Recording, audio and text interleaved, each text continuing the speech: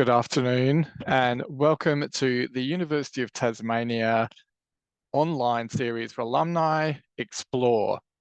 Firstly, as a reflection of this institution's recognition of the deep history and culture of this island, the University of Tasmania wishes to acknowledge the traditional owners, the Palawa people, and custodians of the land on which we meet, and pay respects to elders past, present, and emerging. My name is Rob Blanford, and I am the Associate Director of Alumni Relations here at the University of Tasmania. Delighted that you can join us here today. The series Explore provides us with an opportunity to present you with lifelong learning opportunities and opportunities for inspiration and knowledge sharing. One of the greatest advantages of being part of our huge global network of alumni is the ability to tap into a group of leading and influential alumni with global impact. This series offers an exclusive opportunity to connect you with your peers. Find among them innovators, thought leaders, and perhaps even potential collaborators. Just a few housekeeping notes before today's in-conversation gets underway. Your microphone, camera, and raised hand function have all been disabled, so our guests speakers will not be interrupted, but we do encourage you to ask questions of our speaker today, and you can do this via the Q&A function in Zoom.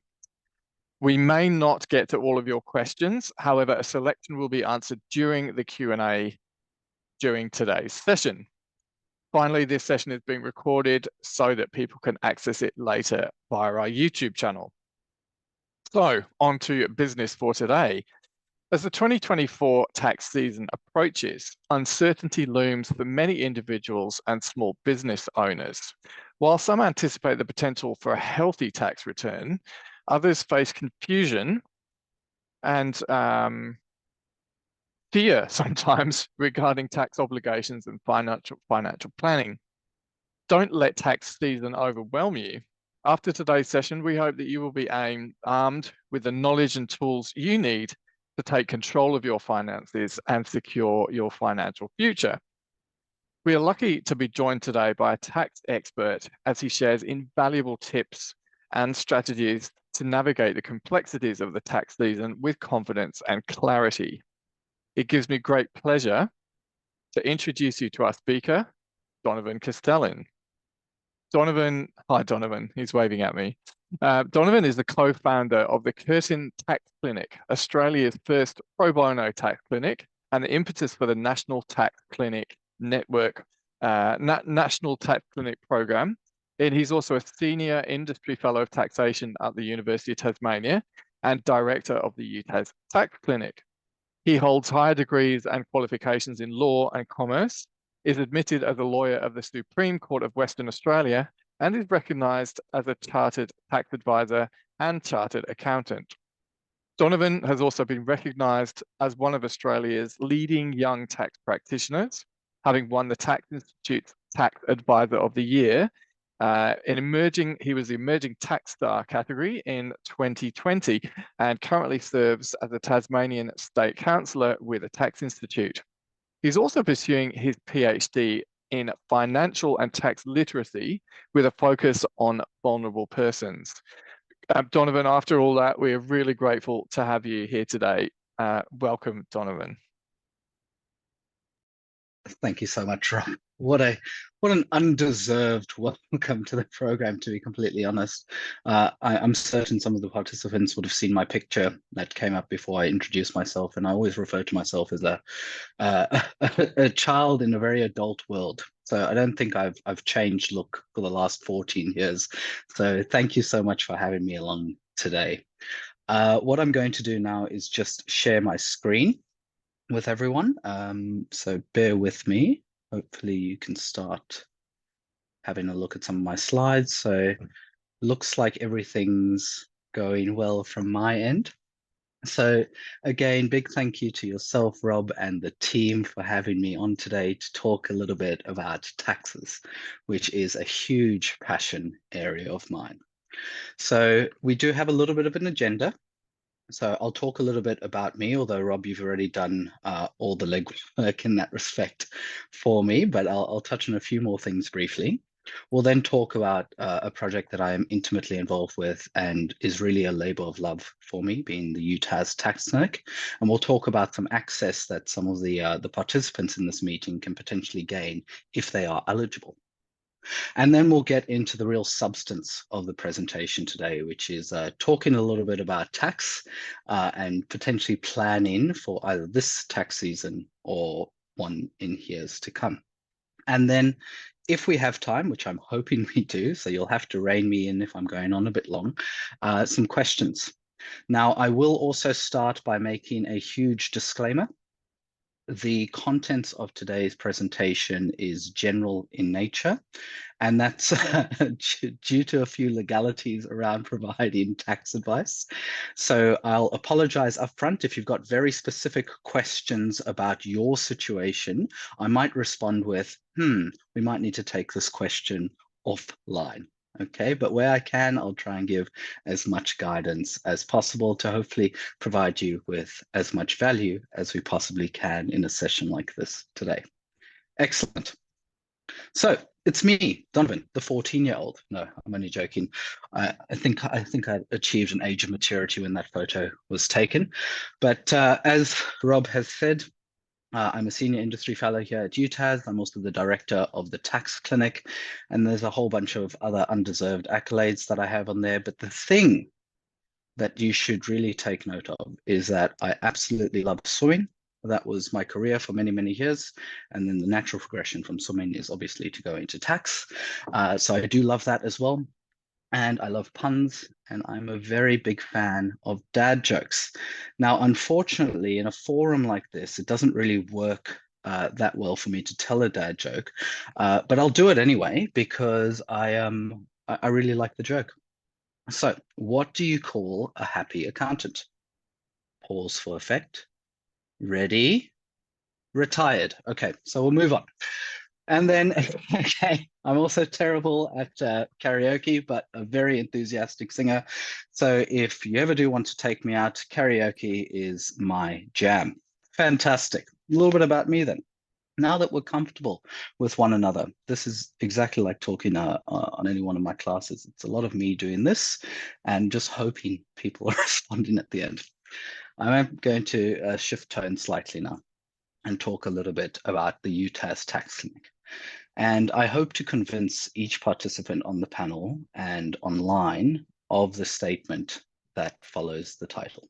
So I am very adamant that we do change lives, and we do that through the medium of tax, one return at a time.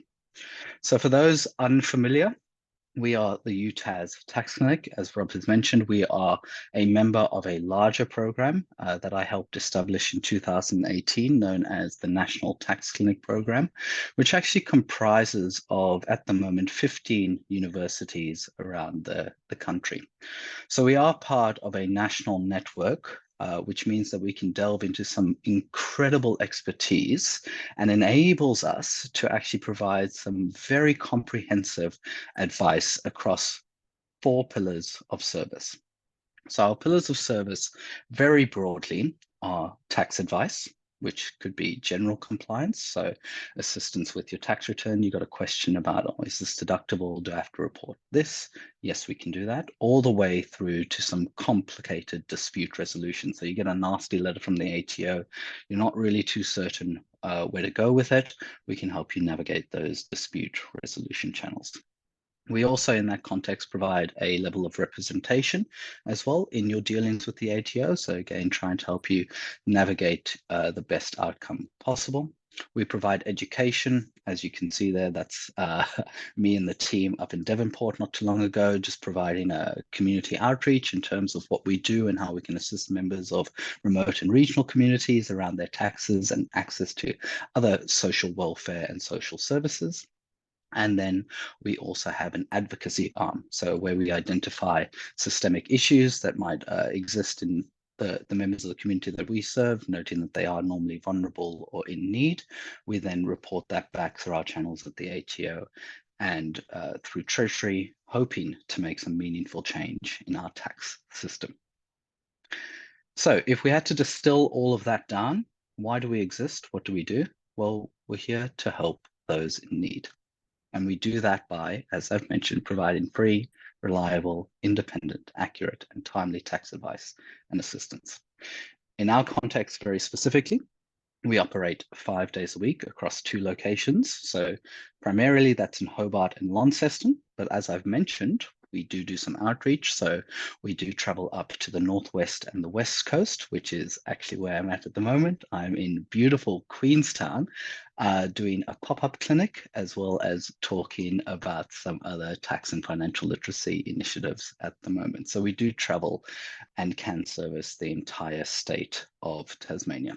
We do receive federal funding as well, and we are staffed by students who are front-facing, so they're the ones that are really dealing with the clients, but they are supervised by qualified tax professionals, myself and a team of people that I have at UTAS. So what can we do? Well, if you are eligible, we can provide some advice and assistance surrounding your tax affairs, but fundamentally, we try and provide a voice to those who can't speak for themselves. We give students in this context the opportunity to engage as well with their chosen career in accounting, tax, or law early. So essentially, our program is a program that facilitates deep learning and understanding in these types of professional settings before they achieve graduate employment. We assist those that are most vulnerable and in need. And as mentioned, we offer a complimentary suite of taxation services across those 4 pillars. And in doing so, hopefully, we contribute to shaping a better Australian tax landscape for all. So just to round out on the tax clinic, I thought I'd share some successes with you in 2023, so the year just gone. And I'll just focus on the first couple of dot points and then let you digest the rest in your own time. So the first point there is about the total amount of clients serves, or as I like to think about it, and hopefully, even though it's been brief, I've managed to convince you of the fact that these are 362 lives that have actually been changed because our service operates.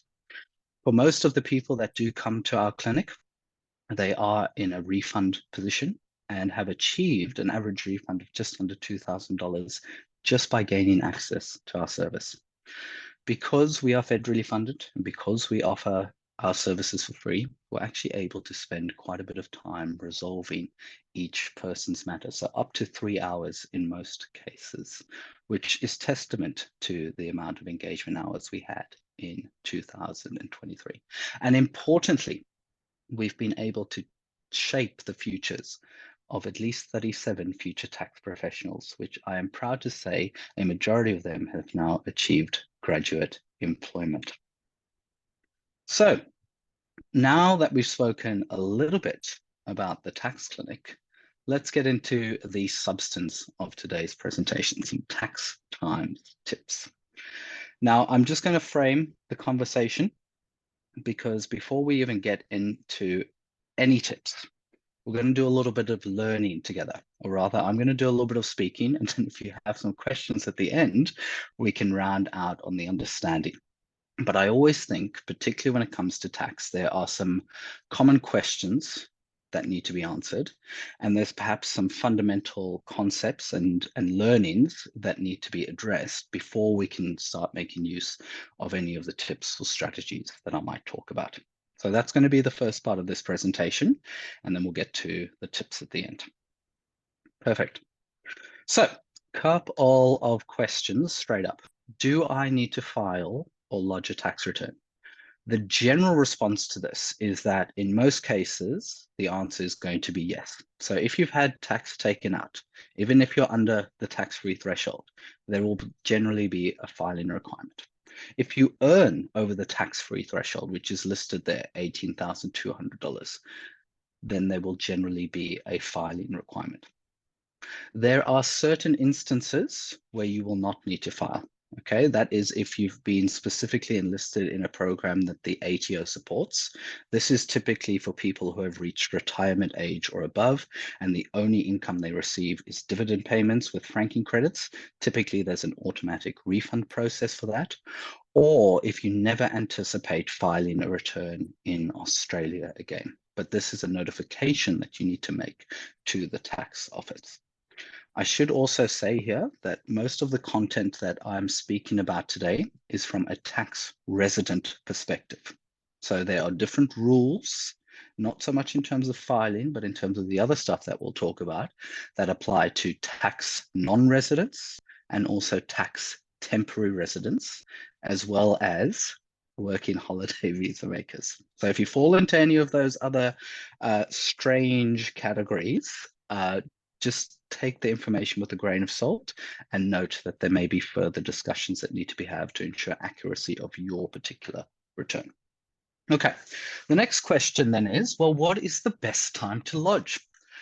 This again applies specifically if you are looking to file your tax return yourself.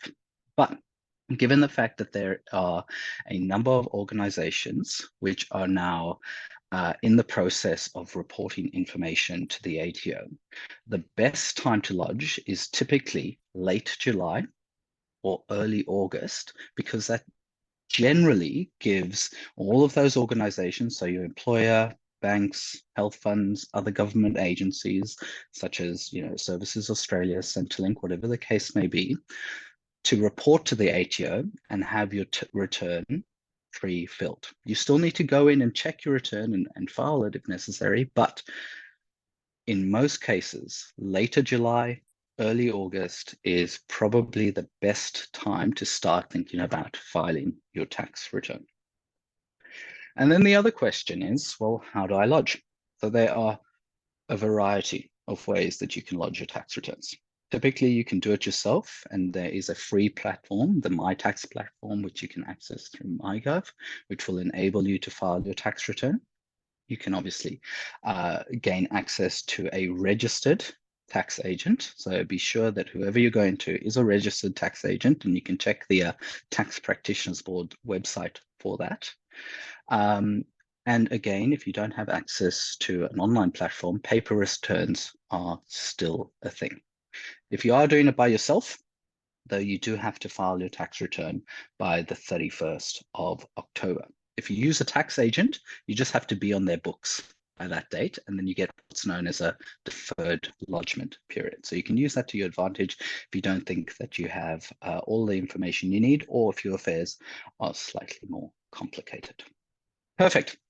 Okay. Now let's talk a little bit about how tax works. So our tax here in Australia runs from 1 July through to 30 June. So our current tax year is 1 July 2023, and that's going to go all the way to the end of this month, the 30th of June 2024. So we're in the 2023-2024 tax year. In general, you will pay tax on most of your income. That certainly is the case for salary and wages, but it can also be the case for certain entitlements from the government. So certain payments that, say, Services Australia makes to you could also be taxable. Okay. In terms of your pay slip, so when you work, your employer is not what they're going to take out what's known as withholding tax. Okay, this is like a prepayment of tax based on how much you've earned that year. And that's the actual thing that can give you money back. Okay, that PAYG, pay as you go, the installment of tax that will typically be withheld by your employer. They report that amount to the ATO. Now, how much they actually take or withhold from your pay slip depends on your level of income and various different circumstances. So whether you're casual, whether you're part-time, whether you're full-time, whether you have a HEX debt, or whether you're entitled to other types of government-based benefits or support. Now, if you are an Australian resident, as mentioned, that's what this presentation is largely focused on, you can claim a tax-free threshold. And if you're in another category, sometimes that's a little bit different. Now, typically, the tax-free threshold isn't just an amount.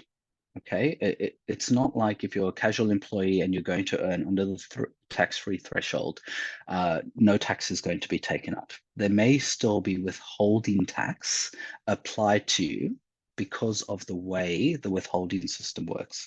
It's basically a forecasting system so that if 1 week you earn a lot of money and then the next week you don't, it kind of averages out to ensuring that you're going to get some money back if you're earning under that $18,200.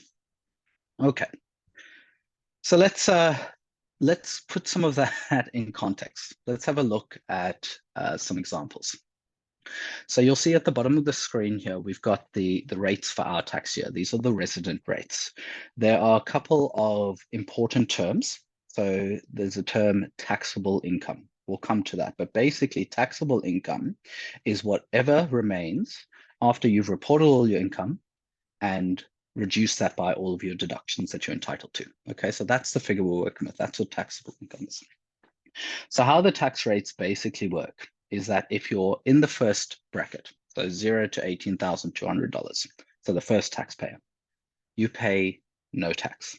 Okay, each one of these brackets has floors and ceilings. Okay, so the floor is the first number, the ceiling is the last number. If we move up in tax brackets, okay, and this is oftentimes where people get a little bit confused. It doesn't mean that all the income that we've earned is going to get taxed at the rate in that bracket. It's typically just a proportion over the previous ceiling, which is now the floor in the current bracket. So let's explain that a little bit better. So if we have $44,000, you can see that the tax payable is the difference between $44,000, because we're in the range of $18,200 to $45,000, and the tax-free threshold, $18,201. So what we do is we take the amount of taxable income and we reduce it by whatever the floor is. So in this case, $18,201. Then we multiply that by the applicable rate. At this floor, it's 19%. So in that context, you're only paying tax of $4,902. If we move up a couple of brackets into the $129,000, if we're earning $129,000, our tax payable is $32,797. How do we get there? Well, we find what bracket we're in. We reduce the amount of taxable income by the floor of that bracket, in this case, $120,001. We multiply it by the applicable rate. So in this case, 37%.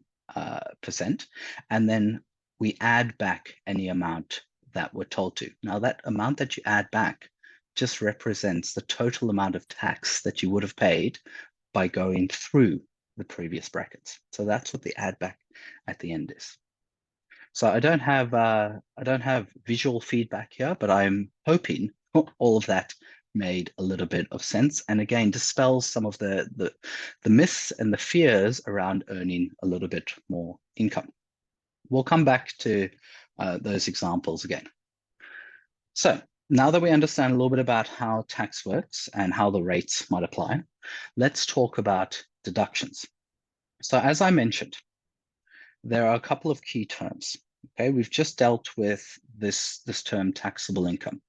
And taxable income is the result of reporting all your income, known as assessable income, and reducing that by your allowable deductions. So deductions don't give you money back, okay? What deductions do is they reduce your taxable income so that when you apply the rate, you might not have a legal requirement to pay as much tax, okay?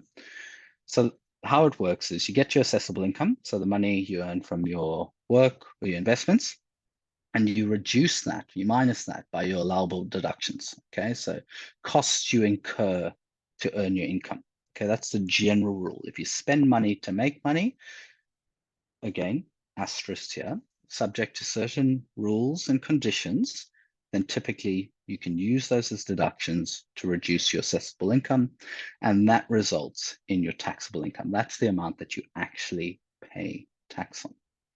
So then you might be going, well, okay, what does that look like in practice? Well, let's compare this taxpayer in the $44,000 tax bracket. So let's say that a taxpayer who earns $44,000 has no deductions. That means their taxable income is going to be $44,000. Excellent. We've already worked that out previously by going through our floor and ceiling calculation. But let's say a taxpayer earned $44,000 as assessable income, but then they had $4,000 of work-related deductions. So firstly, what we'd need to do is we need to work out what the taxpayer's taxable income is. So that's the 44,000 less the 4,000, meaning the taxpayer only pays tax on that $40,000. So in this calculation, you can actually see by spending $4,000, you've actually had a tax saving of around $760 or 19%. And the amount of tax saving will change depending on what bracket it is. Normally, it accords with your tax payable bracket. So if you're in the 32.5%, typically whatever you spend, you get around 32.5% of that back. And similarly, if you move up into the 37 and the 45% tax bracket. Hoping that's making a little bit of sense and showcases a little bit around how deductions work more specifically. Okay. So you might be asking yourself, well, what deductions are out there? And there are many, okay? The best way to think about deductions is they're industry or occupation specific. And the ATO knows this as well. So they actually have occupation and industry specific guides. So you can go on, I've given you the link here. You can go onto the website. You can look broadly for the category of your occupation or the industry that you work in, and they produce these 1 to 2 page summaries of things that might be deductible in your industry. Some common ones are work-related travel, self-education expense, and then tools of the trade. So it's things specifically that you need for your job. Again, all of these are subject to conditions, but those are the big ones that normally apply generally in most industries. There are also other things like gifts and donations. If you have passive income, so income from investments, for example, any expenses to earn that income can typically be deductible, again, subject to certain conditions. If you make some personal superannuation contributions and you notify your super fund that you want to claim this as a deduction, then typically there's a mechanism to do that. If you're paying income protection insurance, and also if you're paying people to manage your tax affairs, like your accountants, that becomes a tax deduction for you. Okay, but the easiest way to think about deductions is they need to have some relationship to how you make your money, but also that needs to be in the context of what you do to make your money. So occupation or industry specific.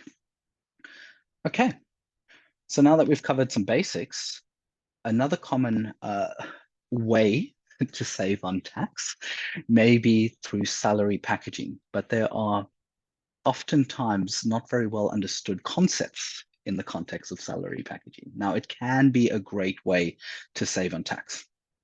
Just as a general overview, what salary packaging is basically an agreement that you and your employer enter into for you to receive a little bit of less income before tax, but in substitute for that, you get some sort of non-cash benefit. Okay, and the non-cash benefit can be whatever your employer has agreed to you with, but most notably, it's in the context of cars, but it can be extra superannuation payments, it could be gym memberships, it could be laptops, in some cases, it could be mortgage payments. So there's a whole bunch of non-cash benefits that could potentially fall into the salary packaging regime.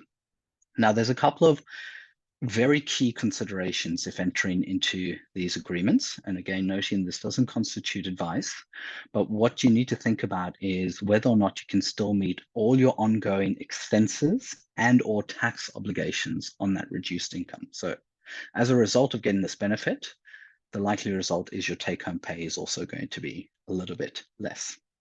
Okay. In terms of additional tax consequences for you as the employee, Typically, there aren't any. Okay. The employer is the one that needs to pay what's known as the fringe benefit tax on the benefit that they provide to you. But you as an employee may need to report these fringe benefits on your tax return. And this is where things get a little bit hairy, because there are some other mechanisms in the tax system which don't work to taxable income like we've just described. They actually work to different concepts. And one of those concepts is this notion of what repayment income is for HEX purposes.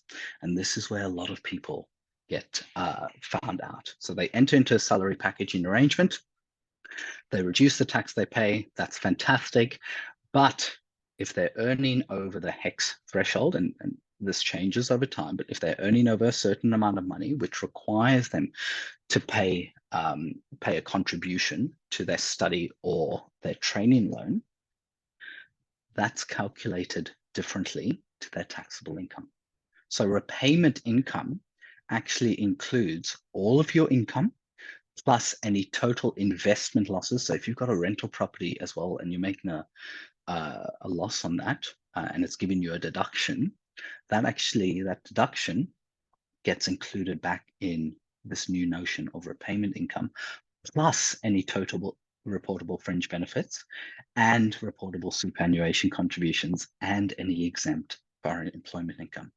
So this repayment income can actually get people into a lot of strife.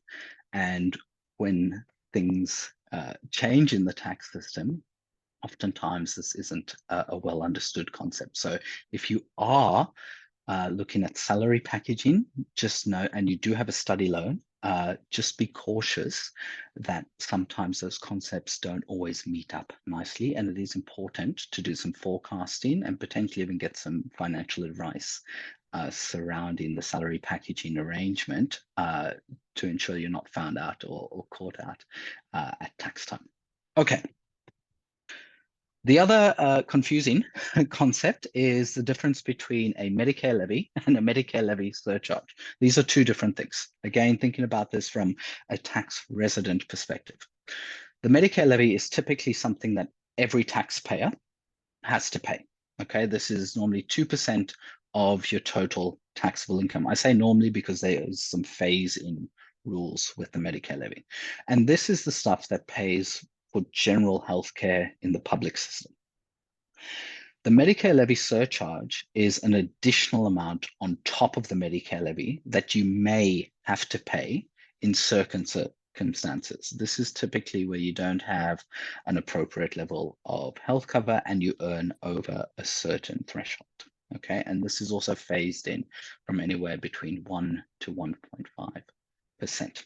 Okay, again, the Medicare levy surcharge is calculated on you and your spouse, your household income. So if you ever get to the question in your own tax return about why do I need to report my spouse income, it's because of this.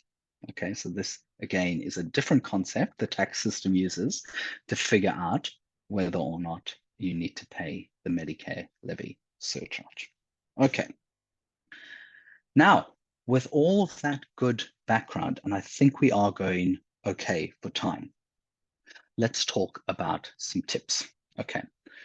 So the first tip is remembering there is no such thing as a free lunch. So there are certain threshold amounts for work-related and clothing expenses. So you might have heard this 150 sort of benchmark, I don't need receipts. That's true, but that doesn't mean it automatically entitles you to a deduction. Okay, you still need to be able to reasonably justify how you came to those figures because everyone is still subject to an audit at the end of the day. My Tax is your friend. So if your tax return is relatively simple, consider using My Tax online because most of the information is going to be there. And typically most people are going to be, if they're just salary and wage earners, in hopefully a refund position. So it should be a few clicks and your tax return should be done. Some other tips, let the ATO be your guide. So as I've mentioned, most of your deductions are going to be industry or occupation specific. So please do have a look at those guides just to give you a framework or to help guide your thinking in terms of what you might be entitled to at tax time. Receipts are important. So typically, if you're claiming an expense and you need to justify it, you need to have some sort of evidence that you actually spent the money. Okay, now it can be hard to keep track of paper receipts. I understand that. So there are certain tools online.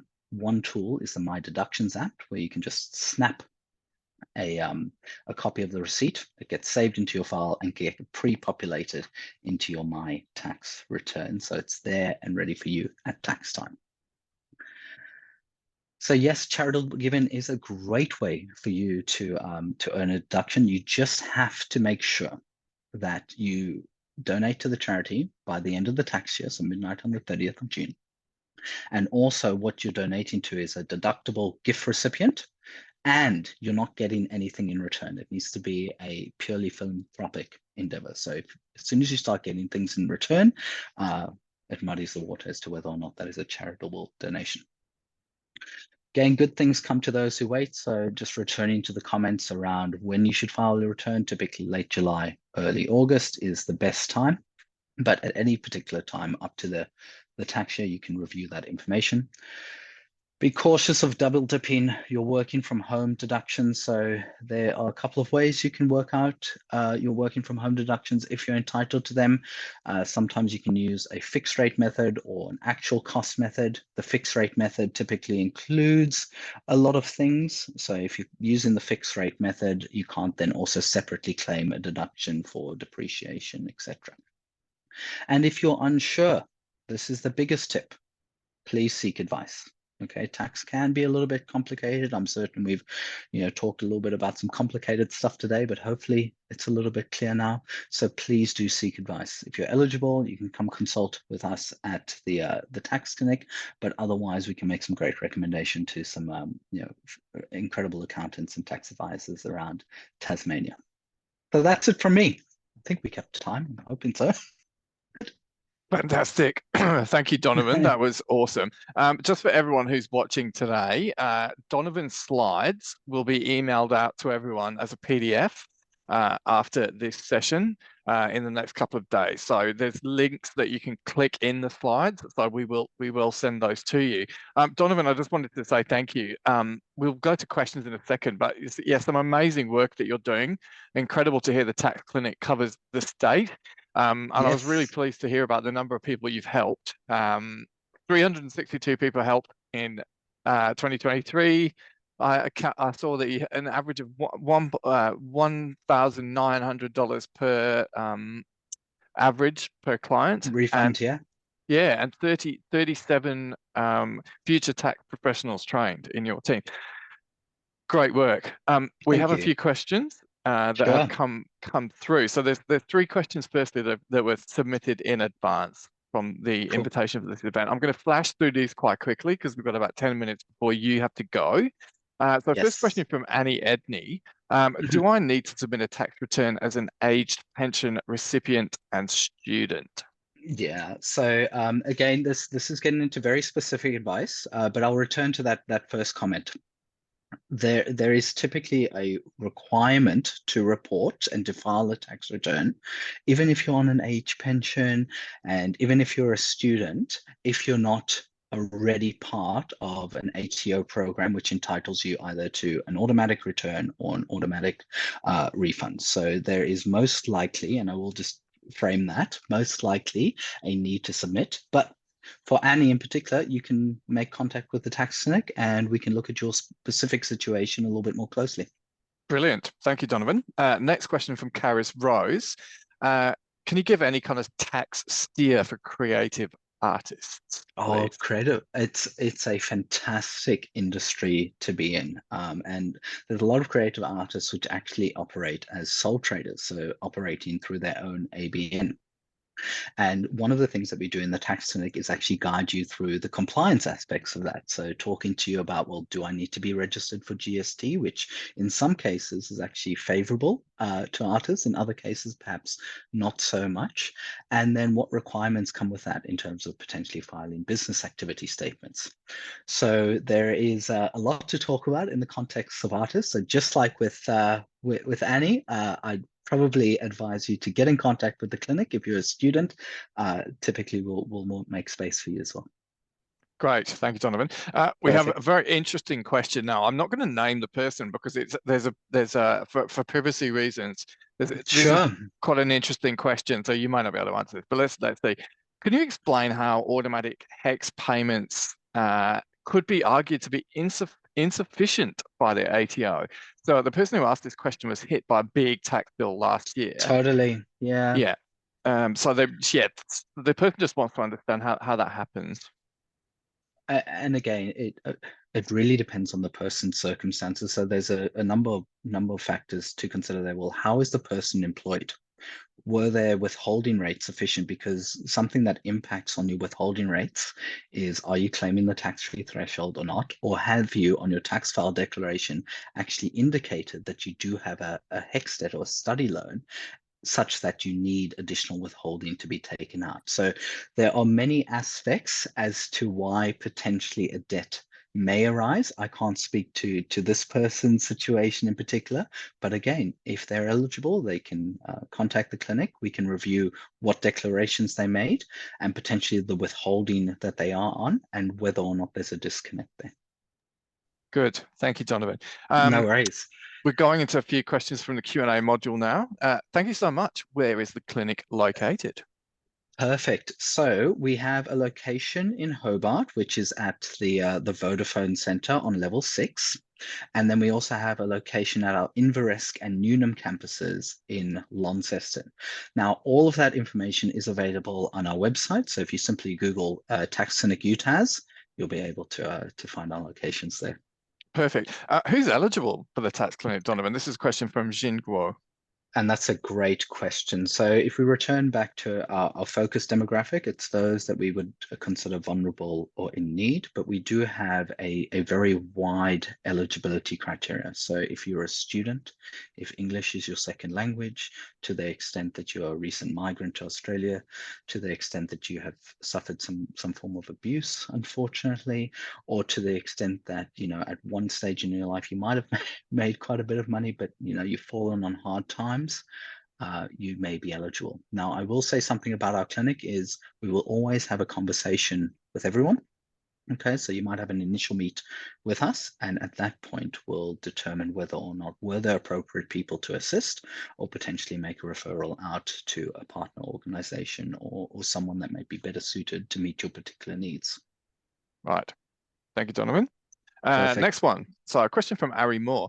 Are you able to claim deductions from different industries? For example, if someone works in education and hospitality? Oh, wonderful. Great question. Yeah. So there's no matching principle in tax. So this is particularly important if you're just an individual claiming tax. So there's different rules if you're a company, a trust, or a partnership, but as an individual, all of your assessable income, so from all areas, so investment income from your jobs, whatever it might be, all gets pulled together. Similarly with deductions as well. Okay, and that offsets in order to produce your taxable income. So there does need to be a relationship in terms of how you're claiming your deduction from a justification purposes, but fundamentally as it follows through to the calculation, it loses that identity. Right. Yep. Perfect. Good. Thank you. We've got No a worries. question about salary packaging. Oh, okay. So Damien has asked. So Damien says that he did all the calculations and he Mm-hmm. worked out that he would have been better off paying for the vehicle outright. And obviously, not everyone can pay for a vehicle outright. But he said, Totally. he Yeah. did all the maths. So his final question is: so under what circumstances can an employee actually get ahead with a vehicle package? This is a very dependent question on lifestyle and other commitments. There may be certain circumstances where potentially, as in Damien's case, salary packaging is not a viable option. And I was very cautious to use the words in some cases can be an attractive option. So this is where it's actually important to work with a financial or tax-based advisor to actually plot out your particular needs as regards income earning capacity, as regards, lifestyle factors, and see whether or not this is actually going to be a viable question for yourself. Yeah. So do all the maths, get some advice, Absolutely, check it's it's imperative. worthwhile. Yeah. Totally, totally. Yeah, and I think that's a great question. I've done vehicle packaging in the past, and one thing about it is it's very easy. So, Absolutely. yeah, And sometimes the convenience, that's the saving in itself. that's exactly right. Yes. Yeah. Um, Question here from an anonymous questioner. Is it possible to lodge tax returns for previous years, e.g., 1998 through to 2003, if I failed to Yes. file the returns? Absolutely. And this is something that we deal with in the tax clinic on a regular basis. So we've had people come in with 20, 25 years of outstanding returns. It might be tricky to get the information sometimes, but there's still a mechanism to file them. It might be a paper return in some cases, or to the extent that, potentially we can't assist, but we can, facilitate a recommendation out to an accounting or a tax practice. They may have software which is capable of filing those returns as well. Great. Thank you. So a question here from Cassandra. Is a deduction able to be claimed for self-education for a course that is charged to the HEX system? For example, an administrator doing an MBA. Yeah, it's a great one, and the short answers, subject to a number of caveats here, is yes, but you can't double dip with this. So once the fees are applied to HEX and then you make the repayment, you can't get two deductions for that. But self-education is an interesting area, so I will put an asterisk around this. So there are certain rules that need to be met in order to claim a self-education expense, but subject to further guidance on this question, there may be an avenue to claim a deduction for the fees applied to the HEX system, or the fee help system is the more appropriate one in that context. Okay, thank you. Next question from Robin. Can someone who knows they are not eligible for tax clinic assistance Oh, specifically have an appointment with a tax clinic to find a suitable accountant? yeah. So as mentioned, we typically don't like to turn anyone away. So we'll have an initial consultation, and that at that content determine whether or not you are eligible. But I will say we do exist to help those most vulnerable and in need. If you're just after a recommendation, instead of potentially taking up some time with an appointment, potentially just send it to me, and I can facilitate a recommendation for you. Right. So That's a we nice want to. offer. Yeah, we want to apply our resources to those most in need. So if you know already that you're not going to be eligible, but you are looking for a recommendation, I'll have a chat. Okay, so yeah, so in that case, Robin, you can contact the alumni office and we can connect you with Donovan. Thank you, Totally. Donovan. That's great. Yeah, I easy think done. you need to go in a minute, Donovan. I Donovan do, maybe. has maybe just one more question, I think. Perfect. Will a retiree who only relies on a full pension need to lodge a tax return? Thank you.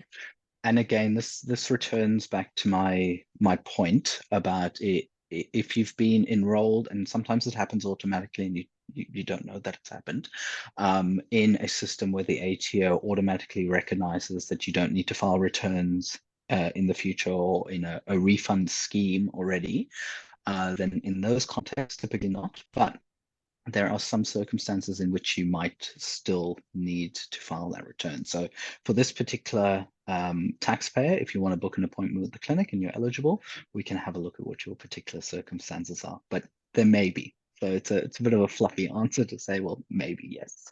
Yep. Donovan, enormous thanks for your time today. I have to let Oh, you go. You're on important state business today, so thank you for dropping everything to do this for us. no, Um, absolutely. and good luck with the rest of your day. And thank you on behalf of the alumni community for speaking with everyone today. My absolute pleasure. I hope it was valuable. Look, tax time comes around every year, so if you'll have me back, I'll be back. Other than that, We we might take you up on that indeed, I think, from the no reception we've had worries. today. So thank you. Well, thank you, everyone. We'll speak soon. Goodbye. See you, Donovan. Thank you. All right. It just remains for me to give you a few updates. This afternoon, and we've seen a great example of the expertise that we have here at the university community. So thanks for tuning in to listen to some of that expertise. Keep a lookout in your inbox for invitations for other opportunities to engage with your alumni community. Following on from today's discussion, if you are feeling the financial pressure of the rising cost of everyday essentials and want to know more about who is responsible and what can be done about it, the 2024 annual Giblin Lecture will be delivered by Professor David Byrne, digital and resource economist from the University of Melbourne. Details are now on your screen for 2 opportunities to join Professor Byrne either in person or online to discuss why big players are able to dominate industries, leaving little room for competition, and how we might fight back, so to speak. And finally, the recording of this afternoon's presentation will be available soon via our YouTube channel, which you can access through the Explore website. The link is also on your screens. As always, the alumni team are here to help address any questions you might have, and you can reach us via these contact details.